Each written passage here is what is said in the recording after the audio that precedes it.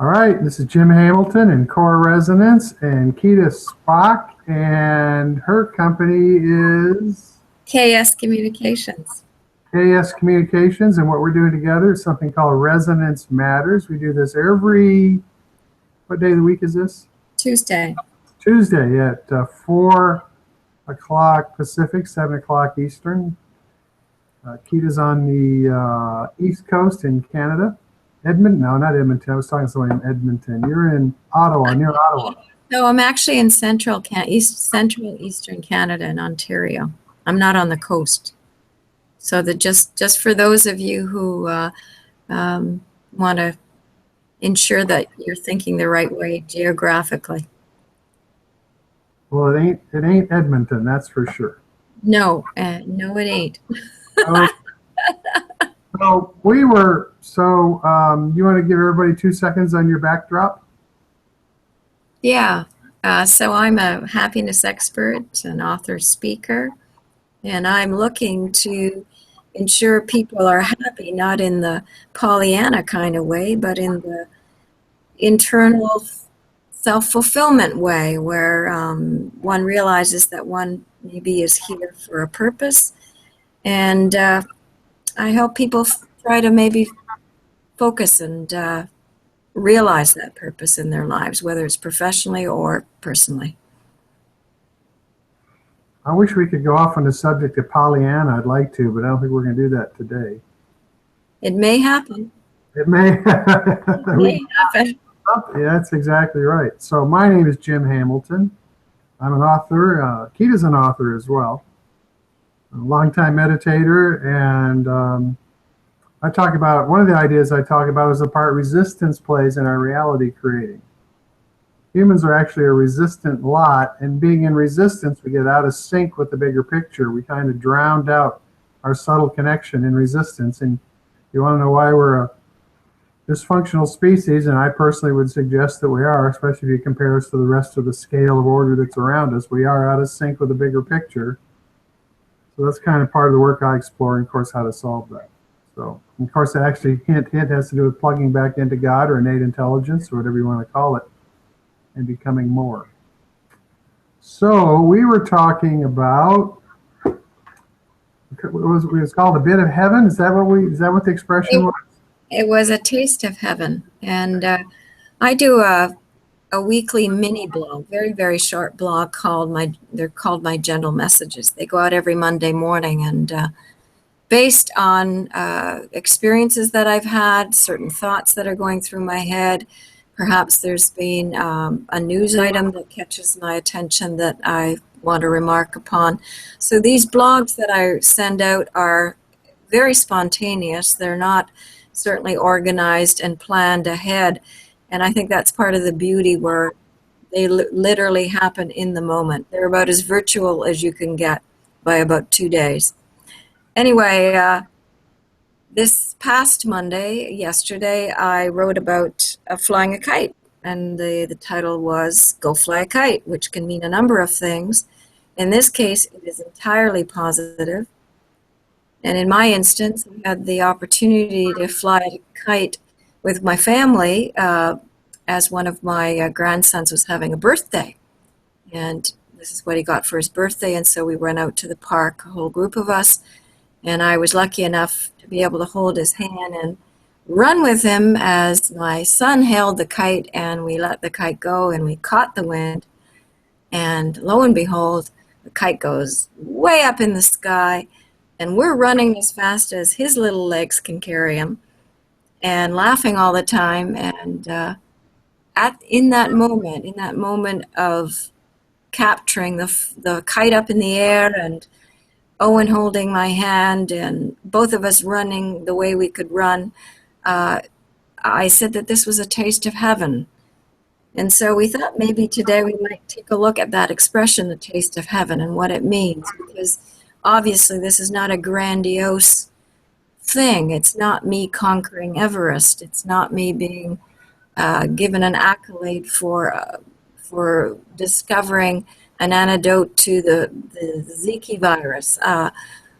What it is simply ordinary life happening but for whatever reasons, that ordinary life in that moment, I witness it as being extraordinary. And that when that happens, that meeting of extraordinary with ordinary, to me, that is what the taste of heaven is. So over to you, Jim. What do you think of all this? First off, I think that was a wonderful explanation, because it's actually in the simplicity of life. I guess we got a dust storm warning. Let me turn my phone off. That's a warning. Flash flood, pardon me. It's in the simplicity of life that heaven is found, if you will. You know, we I don't know if you use the word grandiose, but we get all involved in life, and we get all involved in a mind version of what's what. And what I heard so remarkable in what you said was, you're running with this little kid who's running as fast as he can, and you're kind of keeping pace with him because his legs are a little bitty and short. His legs are spinning, and he's running, learning to fly a kite. And there's an excitement there and a simplicity there, and you identified it really well. I mean, the whole thing tied down to his little legs and how fast he could go, and the kite going up. And you know, part of what we've been talking about was the idea that, you know, as adults, we go fly a kite. And actually, I have a lot of interest in kites. I'm not actually doing it, but I want to, some fancy ones. But we just like bring our adulthood with it. And you brought your kid with it, and your grandkid. Is it your grandkid? Yeah. Huh? Yes. Yeah. Yeah. And it's marvelous to recognize that the simplest things bring us the most pleasure. And I'll give you an extreme, well, I don't, maybe I won't. I was going to give you an extreme example. So it's way long, a taste of heaven, right? Think about sex. Sex is something where people, you disappear into the act. It's actually very simple stuff on one hand, and heaven becomes available. I'm not being smart aleck or sarcastic, but what happens is you move into presence and something really interesting happens, and it's shared between two people. And the kite flying experience was similar. It wasn't exactly the same, but it's in the simplicity that the magic shows up. And so I've made a real kind of a curveball by using the idea of sex, but there's a simplicity in all of this stuff that we forget about. We're all off chasing money. We're all off chasing deals. And we think when we get one more deal that we'll be happy, or have one more cocktail and we'll be happy. And I think the opposite is the point here. And I think that the kite idea is wonderful. Yeah. And it's not necessarily, it wasn't planned, because we didn't know that he was going to get a kite for his birthday. So there's almost, again, in the act of simplicity, there is also an orchestration behind the scenes of all the factors that needed to be put together in order for that simple act to occur. That's what is so remarkable about the universe, because it has to actually orchestrate a series of very profound meetings of items, if you like. In other words, the kite had to be received for the birthday. The little boy would have had to want to go to the park in the first place. It would have had to be a windy day, and interestingly enough, it was dead calm until he got the kite, and then the wind picked up. Mm-hmm. And then you have adults who want to go to the park with him. All this, although these are all in and of themselves very simple actions, they have to actually synchronize in order for that moment of heaven to occur. And to me, if we take a look at that orchestration of what the universe is giving to us, and we see the simplicity of the end result, that moment in itself, though, has had to have a series of divine appointments occur for that simple act to finally result. That is miracle. That to me is a taste of heaven. So the question becomes, so first off, all of that, after the fact, you have the eyes to see all of those components. You don't see them at the time because the end result is incomplete. But I think part of the idea is that as we become more sensitive, we start identifying these subtleties because in fact they're there. They're running all of the time. And I guess the question becomes, as we learn how to see the subtleties of life, first off, in seeing the subtleties, we sidestep things that don't work, but we become part of the orchestration of the outcome and a component of the flow of it, and we learn how to let go and take a ride, you might say. We flow. Because it literally is a ride in the sense that there is no stoppage or there is no resistance in all that occurred in allowing that wonderful moment to happen. I would venture to say, if we take a look at your theory, and of course the common way we're both thinking, is if there were any resistance, it wouldn't have happened. Or the sublimity of it would not have occurred. So in flow between the adults and the kids and the gift and everything and everybody willing to jump up and go to the park, the wind showed up on top of that. Yeah. And it was interesting because as soon as someone said, oh, there's no wind, it's like someone, again, in the background, the universe piped up, oh, yes, there is. And all of a sudden, the leaves of the trees started to wave, started to shake. And the thing is, if you're not sentient, if you're not at all aware, then what I'm describing is simply, it's not registering. It will never register with someone who is not aware. Absolutely not. So someone in complete presence can actually appreciate all of the individual components and appreciate the end result, because the receiving the gift was actually a culmination of a number of things all by itself. People showing up together was a culmination of a number of things. And so as we come to even appreciate each small action and each small activity, in appreciating them, we build on it, which ends up in a culmination of being in the park and the wind showing up and everybody having a great time. And this little kid running as fast as his legs will go, with the adults with their legs twice as big going at half speed, 3/4 speed. Yeah. In my case, it would be Say it again. I'm saying that I'm a fairly petite person. Like, I'm just hitting 5'1". So it wouldn't, this way. My legs are probably not too much longer than the other, but still. Anyway, that's an example. And once we're talking about it now, I bet you any money, Jane, you probably or could think of another example in your own life that something may have occurred this week that you're realizing again has turned out to be a bit of a taste of heaven. Is there something that you could perhaps offer us? Well, I'll give you an example. I have a friend who's doing a bunch of feng shui and energy clearing for me. And so we're getting to watch what she does and the results that show up. And so first off, there's a certain kind of sacredness around feng shui in the first place, and appreciation and allowing it to be what it is.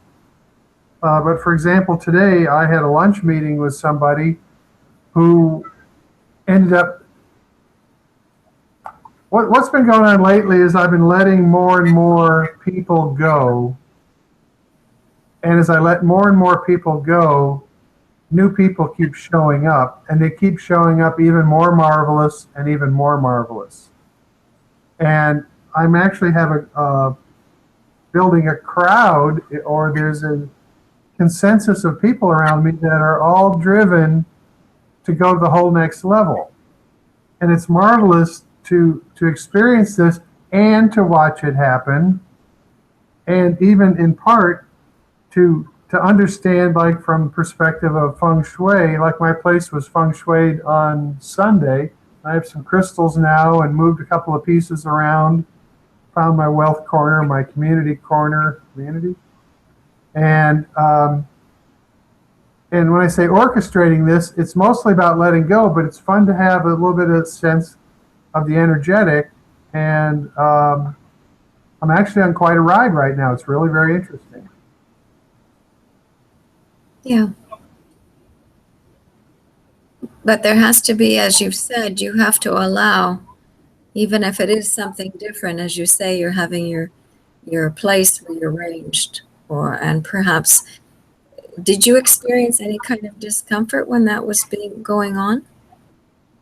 No. In fact, now there's a couple other. So what I'm trying to explain is there's been a letting go process going on, and the more I let go, the more news shows up, and even the more order it shows up in. Now the feng shui part is kind of recent, but I think it's a component of what's going on. But it is all about letting go, and where there's resistance, letting go of that as well. And I'm just watching an orchestration go on, and it's actually big. It's getting bigger. Mhm. It's just kind of marvelous, actually, to learn how to get out of the way and let it do its own thing. Yeah. We have so many expressions that we've all probably experienced, like "get out of your own way," or you're your worst enemy. I mean, that's a little more extreme, but all these things point to what we're essentially talking about, in the sense that we truly do excel and will be successful as human beings when we do allow, when we step out of the way. That expression again was not as meaningful or as important as it's become, due to our discussions on resistance and allowing. And it's Now, interesting to what expression is that? get out of your own way, or Okay. some people are their own worst enemy. And I think some of those expressions actually have foundation or origins in what we're speaking about, but for whatever reasons have veered away from the sense of what they originally were meant to mean. That there was going to be, or people certainly have to learn how to allow. And perhaps that's what's happening. We're all beginning to realize that state of allowing is vital in allowing divine expression to manifest. So maybe that's what polarity is about in the first place, is the farther you get off track, the more painful it gets. And, if you have to learn at a very gross level, you have to go to pretty far extremes. I mean, a lot of people chase money for a long time only to find that the next morning their bank account is half based on the economy crashing or something. And, well, this isn't as much of a security as I thought it was. And so they start looking for other things. They say, okay, gee, what is it makes me happy? Well, if I can't count on money, maybe I need to look for other things. And so the contrast is how we learn. And the next thing you know, we start having little bits of heaven, that little tastes of heaven, that kind of feed us and remind us over a period of a lifetime or weeks or years to start looking a little bit harder for those big, I started to call them empty spaces. I mean, I'm talking about that space where that taste of heaven is found, because it's found in an empty space. It isn't found once you reach exactly the first $1 million or the first $10 million. Yeah. It's found in the pleasure of innate guidance talking to you, or recognizing that you're in a partnership with something bigger than yourself, and as you learn how to let go, it kind of carries you. And the expression "let go and let God" is kind of a variation on that. Yeah, there's another expression that I think many of us recognize and use, but I think in our conversation, we're adding, if you like, clout to those expressions. We're underscoring their significance rather than them just being pat phrases that somebody will throw out. They actually do carry a fair amount of weight.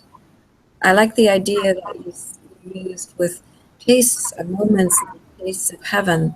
They're hints, but for me, it's also tremendously encouraging, because when you do experience such a moment, a taste of heaven, it's a pat on the back, but it's also a sense of, okay, I may be on the right track here as a human being, that I'm allowed to experience this, that I get a glimpse of this, maybe me, that I will get more glimpses, and that, as I've said, I'm on the right track, or on my track, my purposeful track to be a good human being. There's an expression that's come up a few times lately. It's in my first book, echoes of an interactive universe. And as we, when even resistance based, we sow what we reap. We reap what we sow. And as we move away from resistance and try allowing, or try a smile instead of trying to get to the front of the line, pushing to get in front of the line, as we learn how to relax, we start seeing something different than what we saw when we're resistance-based and chasing the dollar and chasing this and chasing that. And echoes of an interactive universe is how we start having feedback for finding a new way. And I think that's really what we're talking about. You get these tastes of heaven, you go, how the heck can I have that again? Yeah, that certainly is like an endorphin hit. The other aspect to it is you can have 2, 3, 4 people walk into the same situation, and depending on where they're at in their lives, and we can take the example of the grocery store and people lined up, and maybe the air conditioning is broken and it's hot, and people are getting impatient because the teller's a new teller, or not teller, cashier's new, and is having difficulty ringing up the groceries. And so there's a recipe here for different kinds of responses depending on where your mindset is, depending on where you are on your personal trajectory. So it's always interesting when you're in this kind of a setting to see how various people are going to react and respond. And that's where you also develop a keen eye for observation. When you allow, you are also giving yourself the patience to observe well. And that becomes a very powerful support for you as a person, that you can, as they say, read a situation or read people. And it's no magic. It's simply you slowing down long enough and taking the time to really look with your eyes and really listen with your ears. Well, and so an example, you're standing in line in a cashier line, and it's hot and air conditioning isn't working and their cashier is new, and somebody makes a negative remark, and you watch whether people choose to ignore that or kick in with their own remarks. And you can tell kind of the consciousness of the group, because somebody will chime in with another negative remark. If somebody's unhappy, somebody starts out with a negative remark. Or people, when I say hold their tongue, you see more and more of that, because people are realizing it isn't appropriate. It doesn't help the person that's the cashier. It doesn't help the people standing in line. And they've learned, there's a time when it was real easy to, when somebody would bully somebody, people would kind of chime in, and I think that standing in line, you see the dynamic of that, and you learn how to choose how you're going to respond to things. I mean, all of life is like that, all of it. Yeah. That being said, Jim, if we take a look at, whether it's the political arena or whether it's how institutions are moving along and evolving, I guess where I'm going with this is, what kind of people are we looking to see in positions of influence and power as we move along? Who do you want to see, or what kind of person do you want to see who is going to be a decision maker or an influencer in your community or in your business, or even in your family for that matter? Well, you're asking me kind of a loaded question, because the answer isn't quite what you expect, I think. Or maybe that's why the question. But what I believe is that in the naivete of the population, the government or whoever's in office, they kind of do what they want. And as long as the population dictates what we have. And if the population, I'm talking about local or even a group of people standing in line, by their consensus is what you end up with. And in a legal environment where you're saying, well, who's a good leader? The fact of the matter is the leader is actually the people. And then the people's naivete of their own power and going around in circles instead and fighting with each other and not paying any attention, you get people up there as leaders who just kind of steal and help themselves. That's basically what politicians are for the most part. They're helping themselves to power. And my point becomes, the leader I want to see is the people starting to step into their power, and just by their consensus, the people that are in office become representatives of them. Right now, we're kind of so scattered that the people that get in there are confusing. And I believe that good leadership is actually going to come from not people getting in there and saying, okay, this is the right way to do it, but the people as a crowd finding their voice, finding their reason, finding their very nature, and expressing that, for which then leaders will show up that are matched, representing the population. And until the population understands its nature and its contribution, I don't think you're going to see much. So an individual or a group is actually mirroring whoever the leader will be. You cut off a little bit. I didn't really hear that well enough. I'm suggesting that the individual or the crowd, the group, is mirroring the leader they will have. No, actually the opposite. The leader is mirroring the crowd. And in the naivete of the crowd, you've got poor quality leaders. But I see. No, I guess. So it'd be wonderful if we could have a Dalai Lama suddenly step up and be president. But you see, the people would have to support the leader. Just because he's a great leader, it takes more than that. Now, maybe somebody could be, and look at Trump, he's a leader. He's not doing a good job. I mean, well, some people would say he is, but he motivates people by really a low quality denominator, if you will. And I think the only way you can have a really high quality leader in there is if the people put that leader there. In other words, the leader isn't going to lead the people are going to lead the leader, and then the leader becomes a representative of the people. I understand. So it's a democracy of, by, and for the people. Well, and it's just like an elephant starts out when it's a baby, and it has a little chain around its neck or around its foot and a stake in the ground, and it ends up, as it grows up, believing that that stake is going to keep it fast to the ground or keep it penned or corralled in that small area.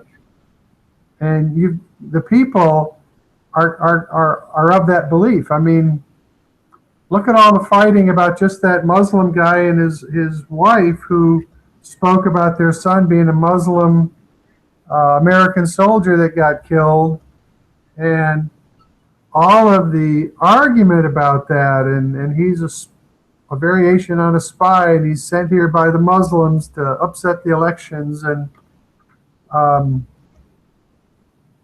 my point is that leadership actually comes from us, and until we want it bad enough, in other words, that's what humanity is doing, is it's making up its mind. When we left, when the British left the Brexit thing, there were people that were fed up with the way Great Britain had been running its affairs and being the leader in the EU and all the disadvantage of that. And I think the population is, I'm not making that right or wrong, it's not quite my point, but it's the people speaking up for which they now have to continue to take responsibility for the end results. And you see, it's not leaders leading people. The people have to be the foundation. And I think as we become, and that's why I like the Trump thing. I think people that initially liked Trump have looked at their decision, and I'd say at least a third of the people have bailed on Trump that started out excited about him. And they learn, and so they go, I think that there's a unity thing. I say, well, do I want to be unity part of Trump, or do I want to, Hillary's not a good answer either. And there's a lot of people interested in a third solution. So people are gravitating towards solutions, and as people gravitate towards solutions, leaders show up. Okay. No, I can see your point definitely, in the sense that it is a consciousness, mind consciousness, and a shifting of mind consciousness that goes from an old infrastructure, from an old way of thinking, from a systematic way of thinking that if this happens, then this happens. And obviously we're seeing that a lot of these systems, whether they're economic or otherwise, are breaking down. And that we, as people, thought, oh yes, let's go for this because it's worked in the past. And we're realizing that the working of the past is no longer. So there is a gap there. Remember that gap we talked about earlier on in the conversation? One talks about a political vacuum or a power vacuum, but I feel, as we know, that every gap has to be filled. And I guess it's now the interesting time. How is that gap going to be filled? If we talk about the people, those who are voters, those who are concerned about their country, how are they going to move to fill that vacuum if they are in fact responsible? Well, so we're learning that mob mentality, which a long time ago is how things were done, and you've still got Trump motivating through mob mentality and anger and resentment and fear. And at the same time, the part that I like is there's humans who have just made assumptions about leadership, and they're discovering that what used to work, or what they assume used to work, no longer works, and they're starting to look for what's next. And that's where I consider my client base to come from, people looking for a replacement for the old way of doing things. And you see, as those individuals become empowered, the planet starts to spin in a new direction. And that's why I said you weren't necessarily going to like my answer initially, because I don't think it was what you were expecting or where you wanted the conversation to go. But I think all the power is in the people, and they have to discover that. And when they discover that and start having consensus that's not fear-based, our world will start to become a better place. And then you start looking at exponential multipliers, how the map consciousness works and stuff like that. And I think it's the mechanics of how we turn things around. Yeah, but I would say that out of that process, leaders are birthed. There will always be leaders, will there not? Yes, yes. But for them to be successful, there has to be consensus behind them. And so if you want new leaders, there's got to be new consensus. In other words, moving away from fear, moving away from resistance, moving away from hate. You know, Yeah. Bush's 8 years was, let's attack Afghanistan and Iraq and let's get the oil. And people said, yeah, it should be ours. And it's an old model. And you know, I don't know how much better Barack Obama's been at that. I know that the U.S. Puts $70 billion of war material, war and bullets and military stuff into the planet every year. $70 billion. That's how we fight wars, and it's getting old. We got to start doing something different. And so the humans are going to go, when's enough enough? And I think as you start having new people wanting new ideas, new leaders will be able to then have the support to be up there to do something different.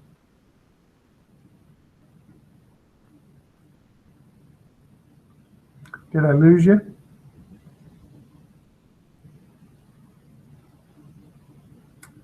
You're frozen on the screen, so I don't see what's going on. So maybe if you can hear me, you might try hanging up. I don't know what else to tell you.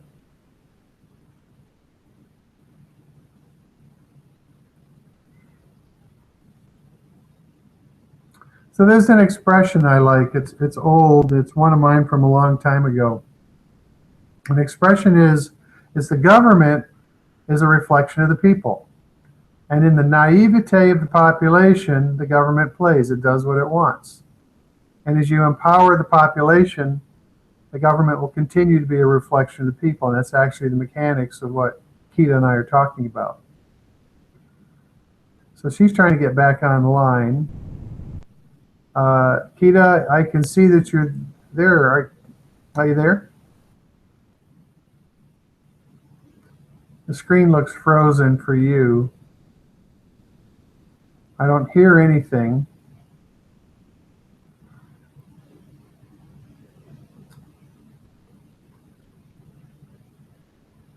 So,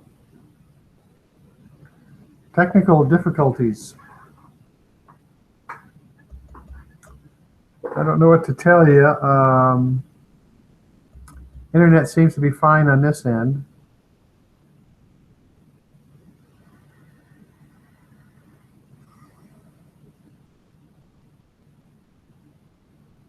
So what I'm after myself is the population discovering its samenesses. Right now, we're all about discovering our differences, and we're all about exploring our differences and the alienation that that engenders. And slowly but surely, this is what the internet's about, is we're discovering our similarities. And in discovering our similarities, we discover we're not so different. And as we discover our similarities, next thing you know, we discover our spiritual natures are not so different. As we discover our spiritual natures and our similarities, next thing you know, we realize we're all human beings. And that we all want the same things. We want family. We want to see our kids educated and become intelligent and grow up and have their children and people to be happy. And as long as the humans don't understand their relationship, are you there? No. So you have two of you somehow. I'm going to wonder if I can close. I'm going to eject one of you. I've gotten. Are you still there? Okay, there we go. Are you there?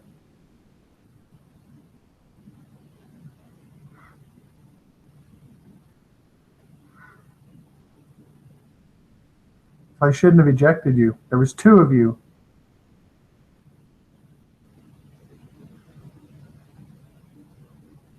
So the game becomes to discover our similarities. And in discovering our similarities, we discover fundamentally that we're spiritual at our base. And we start discovering our similarities and our spiritual nature, then the species takes off and becomes its potential. But right now, and particularly Trump, it's all about division and excluding people and building walls and keeping people out. I personally think Trump will implode far before November. But, okay, there goes Kita. She dropped off again, and she's going to come back again. Let's see what we got. So we're all part of something bigger than ourselves. That's the part we all need to discover. Now, the fun part is, as we discover our inner nature, discover our power, if you will, we start becoming exponentially contributive. The map of consciousness talks about one person is 700 on a scale of 1,000, counterbalances the negativity of 70 million people below 200. The scale is 0 to 1,000. Up to under 200 are the states of apathy, fear, grief, anxiety, rage, whatever, up through pride at 175. 700 is where enlightenment starts, and it's an exponential scale. So the difference between 200 and 202 and 500 and 502 is a much bigger number because it's exponential. The break point on the map is at 200. 200 is labeled courage, so it takes courage to step out of what you have to have more. And to have more means you've moved into some discomfort, but the gains and the pleasures and the newfound peace and the newfound abundance and appreciation make it all worthwhile.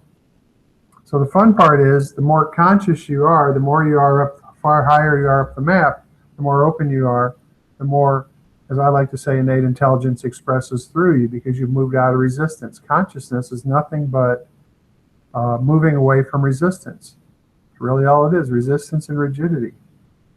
And as you open up, innate intelligence expresses through you more succinctly, more directly.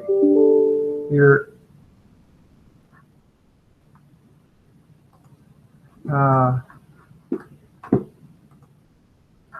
one second.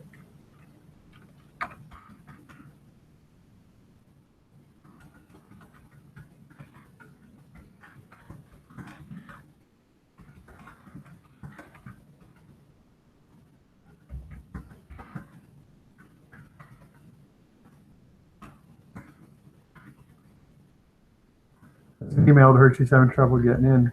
The point becomes that as we move up the map of consciousness, as we become less resistant and more open, more innate intelligence expresses through us. And this is the game we're after, is learning how to partner with something bigger than ourselves. As we start to partner with something bigger than ourselves, as we become more conscious, less resistant, we become exponentially contributive. As we become exponentially contributive, we counterbalance more and more and more of the negativity. One person at 700, admittedly, a really high number.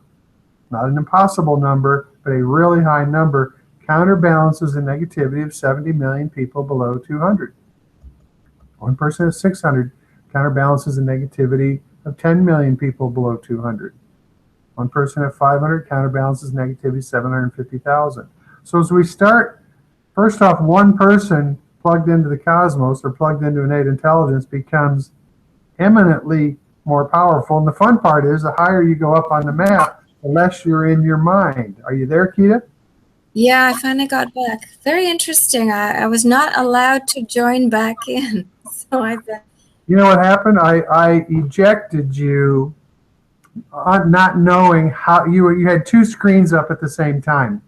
Yeah, I saw that, and then I tried to eliminate one, but no matter. We'll just continue to So I ejected you, and then you became persons non grata on our call. Non grata.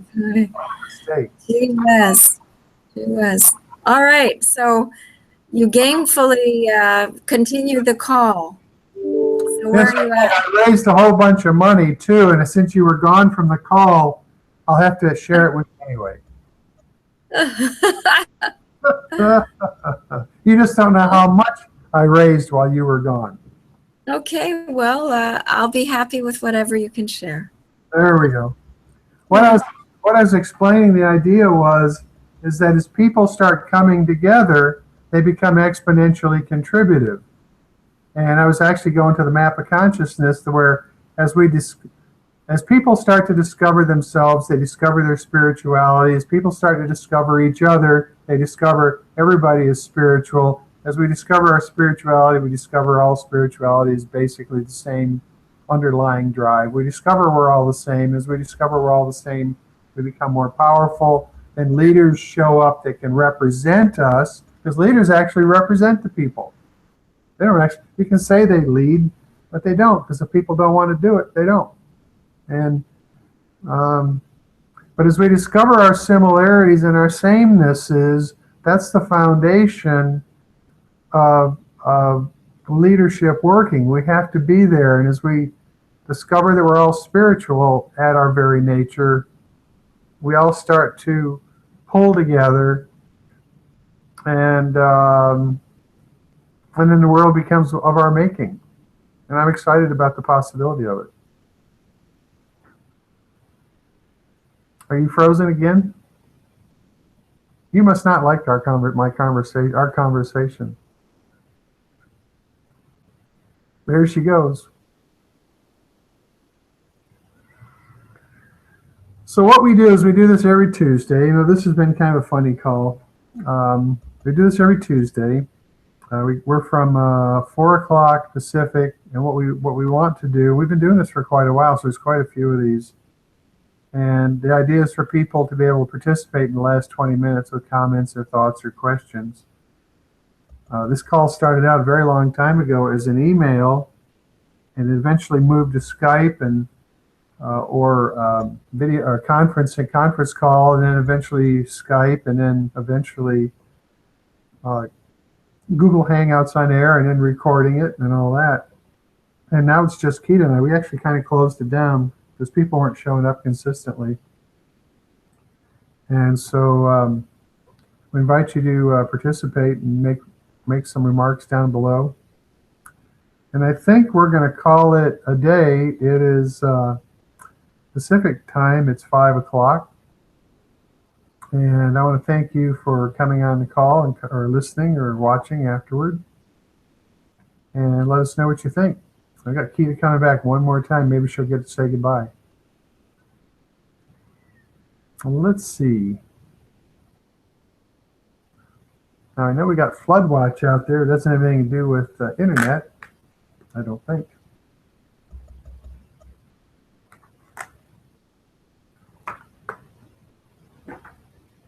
So there she's gone. So we're gonna wrap it up right now and bid you guys a great afternoon and evening, and namaste.